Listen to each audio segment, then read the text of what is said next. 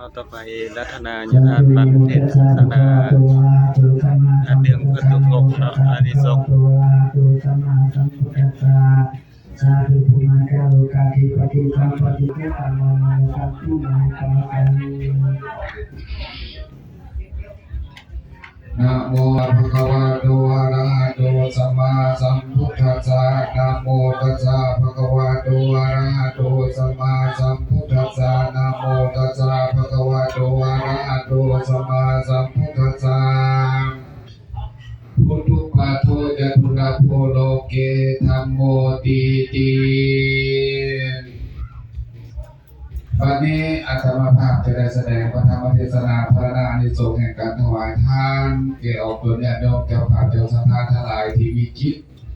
นอกจิตนอกใจนอกกายเข้ามาเพื่อถวายประตูโค้งและก็ตักบาตรรักษาศีลเพื่อเป็นพุทธบูชาธรรมบูชาสังฆบูชาเกียรติพระพุทธเจ้ามื้อนี้ก็ออกตัวญาติโยมได้เฮ็ดบุญสงกรานต์เฮ็ดบุญสงกรานต์แล้วพระลงแดงเนาะ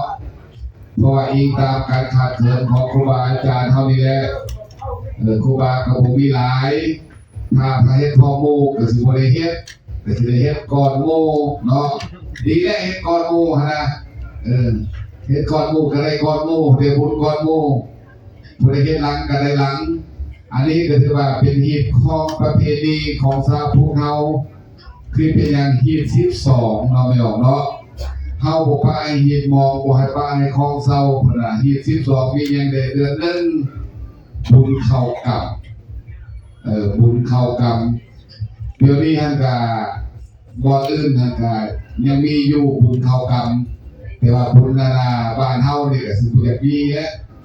เดือน2บุญล้างเข้าบ่พุ่นว่าเนาะบุญล้างเข้าบุญกองเข้าเดือน3มันบุญมาฆบูชาเดือน4บุญพระเวทเดือน5คือเข้ามื้อนี่แหละบุญคุณสงกรานต์เดือน6บุญวิสาขบูชาเดือน7ท่านบุญสูตรบานบุญปริกรรมเทวดาเดือน8บุญเข้าพรรษาเดือน9บุญเข้าประดับดินเดือน10บุญเข้าสากเดือน11บุญออกพรรษาเดือน12บุญกฐินมีวัดทุกเดือนเนาะมีวัดทุกเดือนนั่นแหละเฮามื้อนี้เฮาก็บ่พาหินมองเฮาบ่พาของเซาแต่พอเพียงเฮียงหน้ากันมาเฮ็ดบุญสงกรานต์แน่ในการญาติผู้คำพรพร้อมด้วยออกโดยญาติโยมได้พอเพียงเฮียงหน้ากันมาได้สละจตุปัจจัยทายทานหลวงหลายออกมาก่อสร้างก่อการกุศลก็คือพระทุพงศ์นี่ล่ะงามอยู่นี่ล่ะเนาะถ้าออกตัวญาติโยมบ่สละจตุปัจจัยทายทานออกมาก่อสร้างก่อการกุศลแล้วก็สิบ่มีก็สิบ่สำเร็จอันนี้ก็ยากเนาะพ่อแม่ยากอยู่2อย่างพอกันน่ะยากอย่างใดยากบ่มีครูบาครูบาประจำแท้ผู้อยากมีแล้วก็ในบุคคลพรก็เลยนำพามาก่อสร้างเพื่อนกันอยู่พุ่นเพื่อนกับเบี้ยเพื่อนกับธรรมดาจะไม่เฮ็ดครัวจะไม่เฮ็ดพานอนจะเฮ็ดพานั่งจะไม่เฮ็ดเนี่ยก็เถอะเนาะเพื่อนเฮ็ดคือสละเวลามาพาออกตัวญาติโยมได้เฮ็ดประตูโค้งแล้วก็ได้มานำพาพ่อไปออกกับพาลงมื้อนี้ก็ถือว่าเป็นมื้อสันวันดีมื้อสันอันประเสริฐให้ออกตัวญาติโยมเข้าใจได้บุญคุณสงกรานต์นี่บ่แม่นบุญกินเหล้าได้พอไม่ออกเนาะเพิ่นว่าบุญกินเหล้าบุญเที่ยวบ่แม่นกุศลสงกรานต์กุศลกินอันเดียวกันคือวันมื้อที่1เพิ่นว่าสังขารล่วงหันปีใหม่กับโมเมนปีเก่ากับโมเมนมาซะเนาะเขียนมัดปีเอาห้องว่ามัดปีมือเน่าแบบนี้นะมือเน่าระหว่างกลางปีใหม่กับปีเก่าปีใหม่กับโมเมนปีเก่ากับโมเมนอันนั้นเปลี่ยนมือนั่นแต่เป็นมือเน่า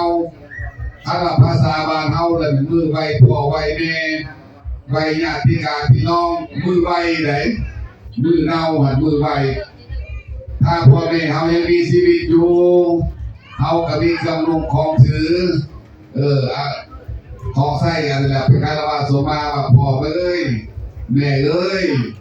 ลูกคันได้เว้าผู้ดีได้เว้าบ่ม่วนได้เฮ็ดอะไรบ่ถูกต้องพ่อแม่แล้วลูกก็ขอโสมาบาสีพ่อกับแม่ให้พ่อแม่หันอโหสิกรรมให้ลูกพ่อแม่เพิ่นสิว่าพ่อแม่ก็อโหสิกรรมให้ลูกทางดีใดมีความสุขความเจริญปีใหม่ฟ้าใหม่อันนี้ก็ให้เฮ็ดถ้าว่าพ่อแม่เขาเสียชีวิตแล้วเขาก็ไปวัดไปสงอยู่ป่าซ่าอันนี้ก็ที่ว่าเขาระลึกคือถึงบุญคุณของพ่อแม่มื้อที่3มื้อปีใหม่บัดนี้เนาะเขาจะไปดินไปกินคือแต่เก่าหั่นน่ะโอ้ยม่วนแท้ม่วนว่ามือทำอีกเนาะสารวัตรเนาะไปเก็บดอกไม้ไปบ่เนาะไปเก็บดอกไม้นี่โอ้ยที่จะทานนะบ่ได้ไปให้ไปออกให้ได้บ่ได้ไปเก็บดอกไม้นะเพิ่นนั่นน่ะม่วนแท้ม่วนว่าตอนสมัยเก่าว่าน่ะหลังจากเก็บดอกไม้มาแล้วแม่ป้อมมันเข้ามาบูชาพระบูชาพระก็มันสิน้องเฮือนไผเฮือนมันได้ไปบอกพวกสารวัตรงานพระเบิดคืนมีลำวงน้อยลำวงยืดยีกองลำลำออกลำจอลอยสักลำกันหมดขึ้นโอ้ยหมวดแพงหมวดว่าสมัยครูมือเรียนรถไปรถมันสอบคิดแต่เราเอาไปว่าเกิดอุบัติเหตุสบายดีก็ได้เนาะเมาเหล้าได้ซะนะมันเพี้ยนไปทุกทีทุกอย่างคือเราลบกันลบพอคือนี่แหละเกใครผู้โต๊ะกลัวเอาพิวกับพี่น้องเลยคือนี่เกใครผู้โต๊ะมาซะมาหลายอย่างโพดอันนี้ท่านก็จะเทเบ้าเรื่องหีของประเพณีเรื่องคุณสงการในฟังน้อยนึงเนาะแต่เก่าโพดสมัยแต่เก่าแต่ดึกกับบ้านมาผู้น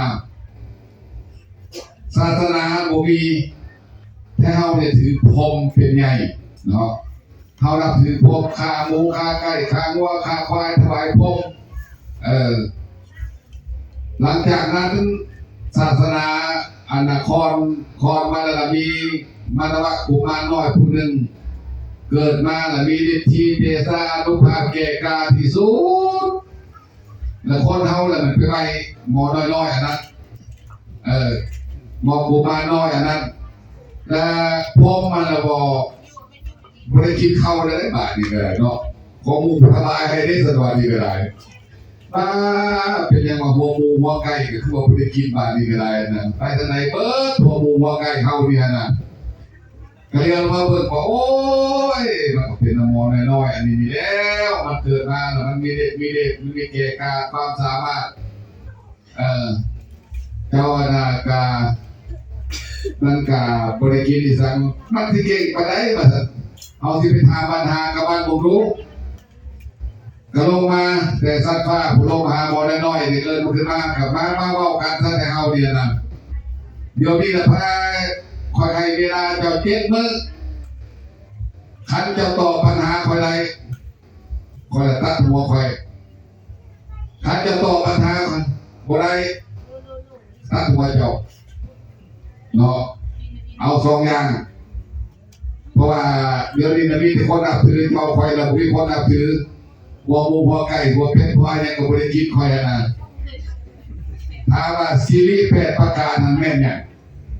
มีอย่างเด็ดบารีบอลน้อยๆสัญญากุมารนี่ก็ขึ้นตั้งแต่บารีมือหนึ่งกับบ่ได้2มือกับบ่ได้3มือกับบ่ได้4มือกับบ่ได้5มือกับบ่ได้6มือกับบ่ได้มือหนึ่งมุสิวัฒนาปัญหาผมยอมอะไรมูสัตว์ตัวสิไปตายกลางป่ากลางลมสัตว์ไปแล้วป่านี้ก็ได้นะแต่เครื่องถือพกแล้วผมยอมละผมยอมไปพกราคาแล้วขอไปตายเองกว่าจะเนาะขอไปตายกลางป่ากลางลมเองเฮาเนี่ยนะกลับไปแล้วก็ไปนอนอยู่กลางโคกการโคกหนึ่งสองผู้เมียเราเอ็นซีมาลงกันมือเขาสิไปหากินทางไหนมือนี่เนาะครับไปมันเมียถามผัวมื่นเขาสิไปหากินทางไหนโอ้ยเป็นยากเป็นสายสังมื่นจะกินใส่ยากุมารน้อยมอนั่นน่ะหรือเปล่าพวกตัดคอเขาก็กินเจอว่าบาดนี้เมียมาถามผัว ซีรีส์8ประการนั้นเจ้าไม่ได้อยู่วะโอ้ยของกวยสำนักเราพอได้หมอนี่ก็เอากระดาษที่เป็นซองจดเลยเนี่ยประมาณ1กะนั้น2กะนี้3กะนั้น4กะนี้4 5 6 7 8ได้เมื่อเรียบร้อยพอกูก็ตายแล้วก็ใส่ทงกลับคืนบ้านคือเก่าบ้านนี้เนาะวันนี้หลังจากนั้นเลยก็พามหาพบกับลงมาแล้วมาถามปัญหาแล้ว1เป็นยัง1เนาะ1เวลาการสมสู่อยู่กินคารวะยาวเงินให้คลามวันศีลประมาณนั้นผัวเมียที่อยู่กินนำกันให้คลามวันศีล1 2เฮาสิถ่ายเบาให้ที่เฮาสิถ่ายเบานี่นะบ่ให้ถ่ายใส่เงาเฮาให้พวกออกกันเบิ่งเวลาบ่ให้ถ่ายแต่ละทั้งเขาได้ตกว่าซั่นบ่ให้ถ่ายใส่เงาตัวเอง3เดี๋ยวนี้ใครอยู่ห้องถ่ายอยู่ห้องน้ำตัววีดอกเงาอันนะวีดห้องน้ำอะไรก็ได้3เตียงนอนบ่อนอนให้เฮานอนทางขวาของมันน่ะเตียงนอนตลอดคือบ่เขาบ่ให้เฮานอนทางคอว่าซั่นเพราะเห็นท่านก็บ่เคยมีเมียน้ำหมู่ที่เลยดอกจะนอนทางใดก็บ่รู้ล่ะนี่ก็ได้เว้าตามตำราเพิ่นเว้าเพิ่นว่าบ่ให้ผู้หญิงบ่ให้มีอันข้ามเข้าใจบ่พอแล้วนอนให้เฮานอนทางคอว่าซั่นไปให้มานอนทางไหนให้เมียนอนทางนอกบ่ให้เมียน่ะลูกเป็นเบาบ่ให้ลูกเป็นดีกันบ่ให้เมียข้ามเขาออกมาว่าสะดอกไปเดี๋ยวนี้น่ะให้เมียนอนทางนอกเขานอนทางในบ่ให้เมียข้ามเนาะ3 4เครื่องนุ่งนอนกลางคืนให้นุ่งแบบนึงนอนเครื่องนุ่งนอนนะให้นุ่งแบบนี้ให้เมียเครื่องนุ่งนอนแล้วก็เครื่องนุ่งธรรมดา3นี่กินข้าวไก่เพื่อนว่ายน้ำไปทาง6ก็ว่ายน้ำไปทางทะเลโต๊ะเนาะ7ซีรีอยู่นาอกคันถ้าจะออกเดินทางไปไหนอาบน้ำสะก่อนแผ่ไปตอนค่ำตอนเลิกมาซีรีอยู่อยู่ดินก่อนที่เขานอนให้ล่างดินก่อน8ซีรีอยู่นาผาตอนเช้ามาให้ล่างนาก่อนกันไปเนาะอันนี้ซีรี8ประการบานี้หลังจากตอบไปเปิดสุภาพระบานีตัดคอมหาพรหมไม่ออกตัดคอมหาพรหมทีมลงน้ำไฟไหม้น้ำทีมแพอากาศไฟไหม้อากาศก็เลยมีลูกสาว7 คนแล้วเป็นเอาใส่ขันเอาไปปาไว้อยู่ในภูเขาบรรพตแต่ละปีเอาลงมาล่างเท่านึงเพื่อว่าบุญสงกรานต์เนาะปีนี้เป็นลูกสาวผู้ที่3ชื่อว่านางอิสระยพันธ์กับพี่แล้วลูกสาวผู้ที่3ขี่เสือมามาแล้วมันมาลงมาฮดคือวันที่14เป็นมือฮดสงเอาหัวพ่อมหาพ่อมันฮดสงถือว่าปีเป็นปีสงกรานต์มื้อนี้ก็ถือว่าเฮาก็ได้เฮ็ดตามวิเคราะห์ประเพณีเฮ็ดตามผู้สังกษาญาสังกสีเฮาได้มาหลายพันปีได้พอเขาเฮ็ดมานี่ก็ได้เนาะก่อนว่าเฮาสิได้มาเฮ็ดบุญนี้ก็ย้อนเฮามีสะพานบุญเพราะว่าเฮาก่อนเฮาหันไม่ออกตัวญาติโยมทุกคนนั่นแหละคือระลึกคือถึงมาตาปีตุอุปทานังพุทธาภารสะเอตมังคารมุตตมังการอุปถัมภ์พ่อแม่ผู้เพิ่นยังมีชีวิตอยู่ก็ดีผู้เพิ่นเสียชีวิตแล้วก็ดีเป็นมงคลอันประเสริฐของลูกพ่อกับแม่เป็นเทวดาของลูกปกปักที่จะไปกันอันบ่ละทิ้งพ่อแม่บ่เป็นว่าพ่อแม่เลี้ยงลูกเก่าคนใด ลูกเก่าคนเลี้ยงพ่อแม่บ่ได้บ่เอาเด้อพองอันนั้นเนาะเดี๋ยวสุภาพเพิ่นเว้าเป็นนิทานได้อันนี้เนาะเคยเห็นมาได้ลูกเก่าคนเลี้ยงพ่อแม่บ่ได้กันน่ะพ่อแม่เลี้ยงลูกเก่าคนได้กันอันนี้ก็คือกันคือหลายคนยังมาถามยะทานว่าลูกขนาดลูกพ่อลูกแม่นะเอาพิธีลงน้ำดีพอยะทานหรือว่ายะทานนั่นน่ะหรือว่าสิเอาไว้อันเอาเสร็จอันนั้นธาตุบ่นะใส่อันอนุสาวรีย์ไว้บ่ใส่เป็นเรือนไว้บ่ดียะทานว่าคันเฮ็ดได้อีกสักดีบอกไม่ออกเนาะเป็นหยังแต่ว่าเฮ็ดได้สมมุติว่าเอาไว้ภาษาพุ่น10 ปีก็ไปเบิ่งจักเทื่อไม่บ่เนาะจะมันเครือเขาว่าในสักตู้ดำอยู่น้องมูกระท่วงมันคอพ่อไผ่มันคอแม่ไผ่บุกเบิกจ้าเทื่อว่าสักอันนี้กับบุกเป็นคนไปเบิ่งเนี่ยกับบุกคนเอาไว้เนี่ยคนเอาไปทีลงน้ำคุณซะนะก็ไว้งูหูแล้วอันนั้นเขาเบิ่งรูปธรรมคำชูพ่อแม่เขายังมีชีวิตอยู่เขากับวันแต่อนาเบิ่งแย่งดูแลก็คืออันนี้เป็นชีวิตคือเป็นเทวดาของเราคือมาตาพิจุอุปทานังนั่นแหละพุทธาทาสะเอตมังคารมุตตมังพระเจ้าพูดเป้าไว้แล้วมงคล38บทามีเครื่องรักษากระไดบทาเป็นนกเทวดาฟ้าดินใส่กระไดพ่อแม่เป็นอันประเสริฐที่สุดของลูกอันนี้ยะพอทองมอพอหลายคนจะสิฮู้ที่ยะพอทองเนาะเพิ่นว่าน่ะไม่ออกบ่เป็นเทวดาของลูกใดๆสิ้นหัวสาวเนี่ยพอทองด่างเนี่ยพอทองนะแม่เพิ่นพาเอาไว้ให้อันมีเลือดถึงนะยิงก็บ่เข้าบ่ธรรมดาเลยอันแม่นี่ได้อาทิตย์สิ้นแม่เกิดออกมาน่ะเป็นเทวดาของลูกแท้ๆเลยไปใส่กับพวกปักรักษาลูกแต่ลูกนี่ที่เนาะบ่ว่าพ่อแม่นี่เนาะอันนี้น่ะยุงลายเติบอยู่อันนี้ก็ได้เนาะขอให้ออกตัวอย่างโยมเมื่อนี้กับหัวนั้นเกิดถึงคุณพ่อแม่เด้อผู้ใดก็ได้นะเดี๋ยวลืมได้พระพุทธเจ้าผู้ย่อสรรเสริญ